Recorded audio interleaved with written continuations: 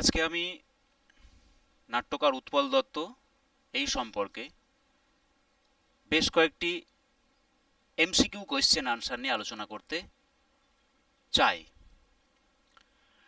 উৎপল দত্ত একজন বাংলা এবং বাঙালি অভিনেতা হিসাবে আমাদের কাছে পরিচিত। এই প্রজন্মের ছেলেমেয়েদের কাছে উৎপল দত্তকে আমরা বাংলা সিনেমার একজন আম, অভিনেতা, বিশেষত তাকে আমরা খলনায়ক চরিত্রে বা ভিলেন চরিত্রে অভিনয় করতে দেখি। কিন্তু উৎপল দত্ত একজন একজন বাঙালি নাট্যকার। তো সেই উৎপল দত্তর যে নাটকের সংখ্যা সেগুলো খুব কম নয়, মোটামুটি 20-25টি নাটক তো তাঁর রয়েইছে, এবং বেশ কিছু যাত্রাপালাও তিনি লিখেছেন। এবং তিনি শুধু একজন নাট্যকার নন, রচয়িতাই নন, একজন অভিনেতাও বটে। এবং বাংলা যে গণনাট্য আন্দোলন, সেই গণনাট্য আন্দোলনের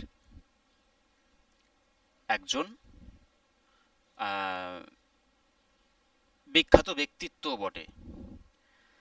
তো আমরা দেখে নেব যে উৎপল দত্ত তার বেশ কতকগুলো নাটক এবং সেই নাটকগুলোর তিনি কিভাবে কোন সময় রচনা করেছেন এবং সেই নাটকের কিছু চরিত্র সেগুলো সম্পর্কে একটু আলোচনা করে নিই।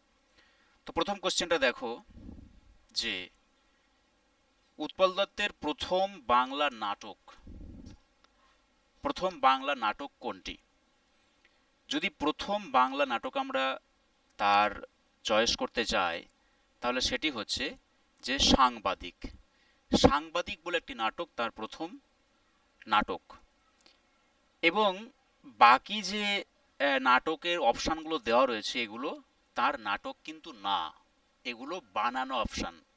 প্রথাগত কমিউনিস্ট, আমাদের তাকে দেখে মনে হবে যে কমিউনিস্ট একজন সমর্থক বা কমিউনিস্ট একজন ব্যক্তিত্ব উৎপল দত্ত। ন্যাচারালি আমাদের মনে হতে পারে যে উৎপল দত্তের হয়তো কমিউনিস্ট নাটকটাও হতে পারে প্রথম নাটক, কিন্তু না, কমিউনিস্ট নয়।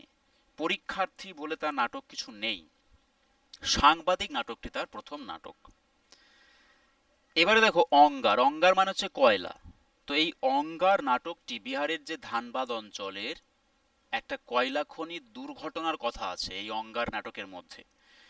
অঙ্গার নাটকের মধ্যে বিহারের ধানবাদ অঞ্চলের একটি কয়লা খনির দুর্ঘটনার কথা আছে। তাহলে যে কোনো পরীক্ষা, ধরো নেট পরীক্ষা, সেট পরীক্ষা, এসএলএসটি পরীক্ষা বা অন্যান্য বাংলা সাবজেক্ট বেসিস কোনো পরীক্ষায় অবশ্যই এই অঙ্গার নাটকটিতে যে কোন কয়লা খনির দুর্ঘটনার কথা আছে এটা আমাদের প্রশ্ন হতে পারে।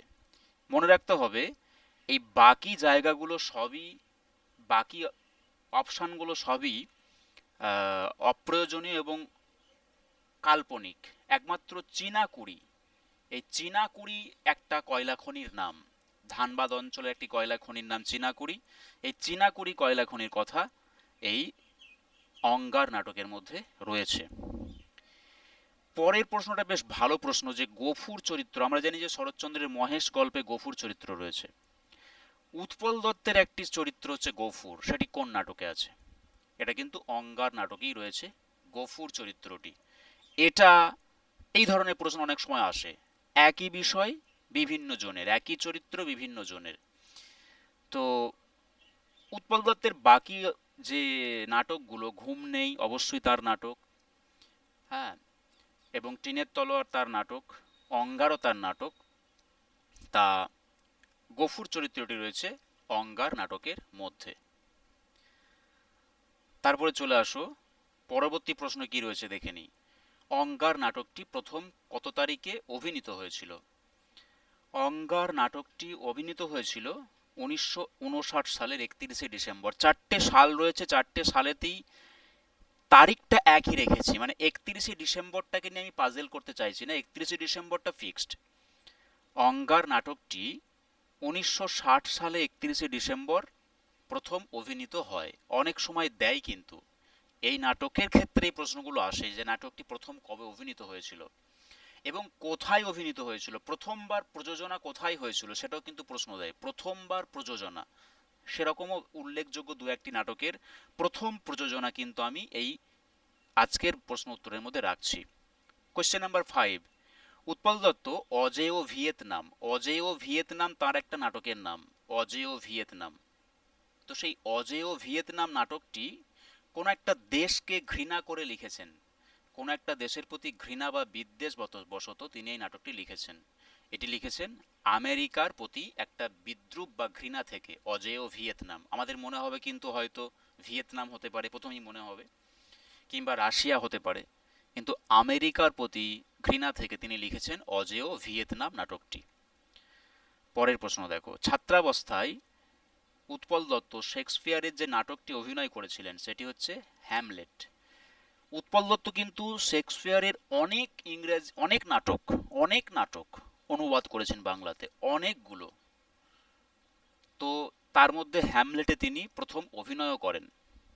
কোশ্চেন নাম্বার 7 দেখো, উৎপল দত্ত রচিত তীর নাটকটি, তীর, খুব ভালো প্রশ্ন এটি, আমি এটাকে বলবো যে ভেরি ভেরি ইম্পর্টেন্ট কোয়েশ্চেনের মধ্যে একটা।